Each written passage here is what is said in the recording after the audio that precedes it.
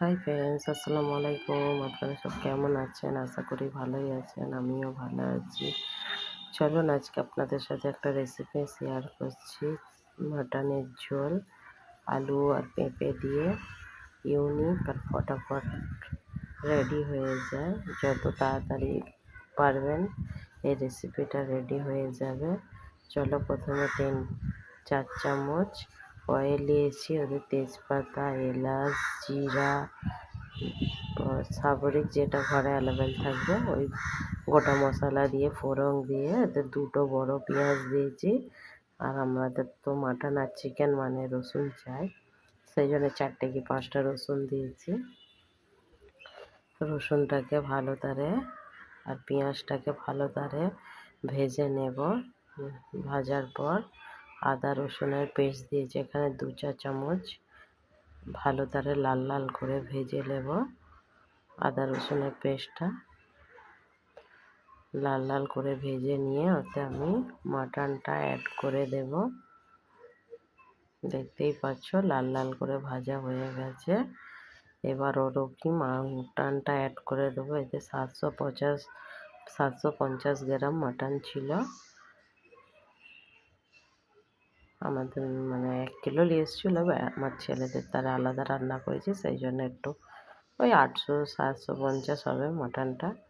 চলো এতে 2 মিনিট আমি এরকমভাবে নেড়ে চেড়ে নেব যাতে মাটনটা আর এটা ভালো তারে হয়ে যায়। 2 মিনিট পর আমি টমেটোটা অ্যাড করে দিয়েছি।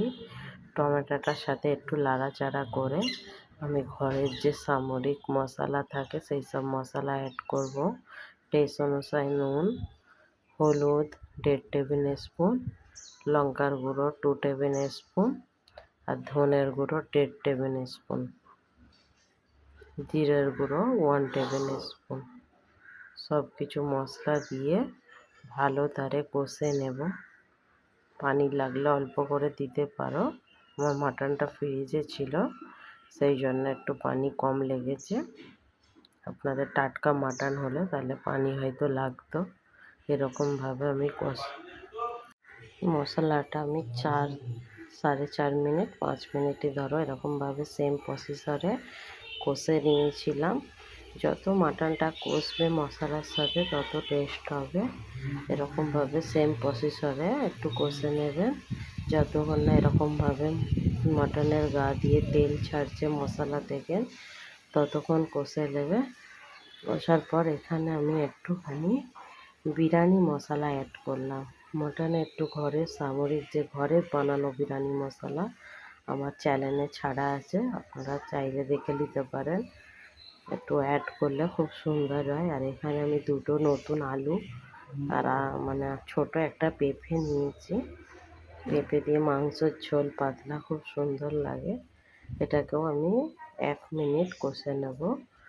কষে নিয়ে তারপরে আমি 2টো সিটি দিয়ে দেব, কেন কুকারে হলে টক করে হয়ে যাবে, সেই জন্য এটা ফটাফট মানে কেউ এসে গেলে তাড়াতাড়ির জন্য এই মাটনটা করতে পারো।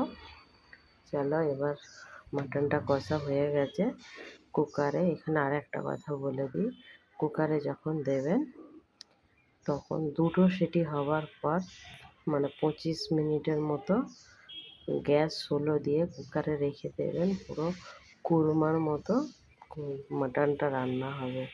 যত ধিমে ধিমে আগুনে ওটা পাকবে মাটনও খুব সুন্দর সফট হয়ে যাবে আর টেস্টি প্রচুর হবে। এটা ফলো রাখবেন। চলো এবার কুকারে নিয়ে 2টো সিটি দিয়ে ফিরে আসছি। আর আপনারা কে কোথা থেকে আমার ভিডিও দেখছেন প্লিজ আমার ভিডিও যদি ভালো লাগে ফলো সাবস্ক্রাইবার করবে। আর যদি ফেসবুকে দেখতেছো শেয়ার আর ফলো করে দিও প্লিজ। চলো আমাদের মাটনের ঝোল রেডি হয়ে গেছে, না বেশি ঝোল না বেশি উপর দিয়ে আমি একটু ধনেপাতা দিয়ে দিলাম। কেমন লাগছে প্লিজ কমেন্ট করো। খুব সুন্দর হয়েছিল, টেস্টি টেস্টি লাল লাল ঝাল ঝাল মাটন কষা।